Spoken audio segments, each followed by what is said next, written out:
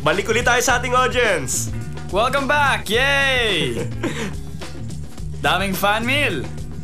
Buksan mo na isa. Pipili tayo ng isang sulat na babasahin ng inyong favorite sa Ngayon, F4. ang first letter ay para kay Pumili Jerry. ka na, Jerry. Sa'yo nakasalalay yung maswerte mabubunot. Eto to. Nakapili na ako ng isa. Basahin natin ang nilalaman ng kanyang sulat. At ang sabi niya, bumalik lang siya rito sa Taiwan para makita niya ako.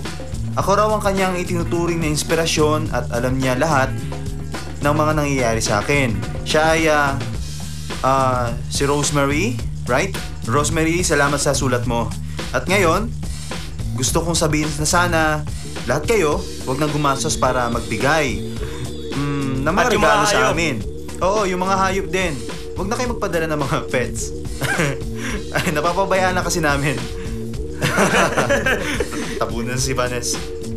At kung sakaling meron kayong mga message para sa amin, please send it sa aming official website.